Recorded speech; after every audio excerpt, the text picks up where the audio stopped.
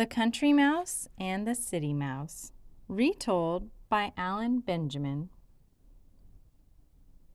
A city mouse was once invited to visit a friend who lived in the country. She had always been curious about country life, so she packed a little bag and went merrily on her way. She found the air fresh and sweet, and the woods and meadows beautiful, carpeted as they were with wild flowers and filled with bird song. This country life is rather pleasant, she thought.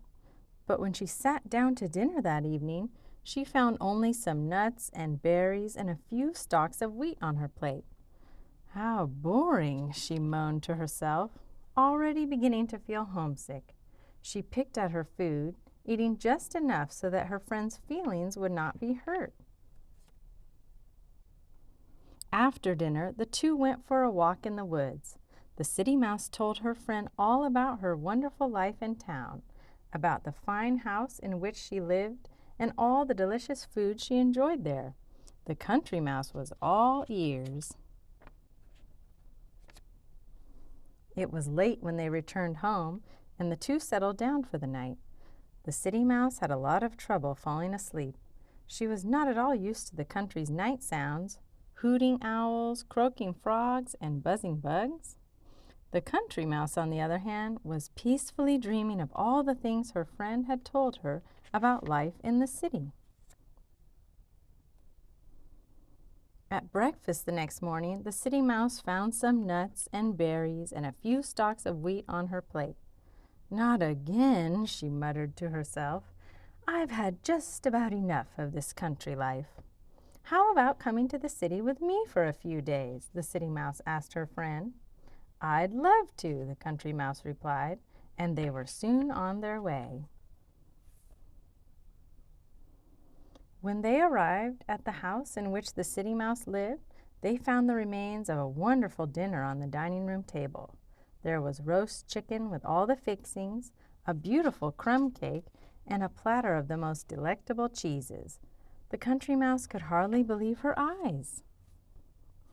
The country mouse had just begun to nibble on a great slab of Swiss cheese when there was a sudden scratching, then a meowing, meow, then a great orange blur, as the house cat charged into the dining room.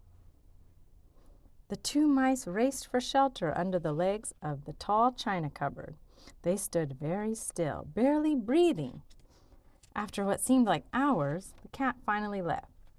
"Just part of the excitement of city life," said the city mouse with a toss of her whiskers, and the two returned to their interrupted dinner.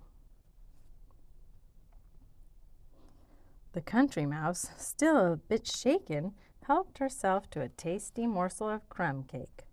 Wham! Bam! In marched the boy of the house, followed by a great shaggy dog. The two mice fled again, hiding this time in two china mugs. The boy and his dog left as quickly as they'd come, and the house was soon quiet once more. The country mouse quickly fetched her belongings and spoke to her friend. "My dear, your house is grand indeed, and the food is truly marvelous, but I really prefer the quiet, simple life of the country." The two friends said their farewells and promised to visit each other again someday. And perhaps they will. The end.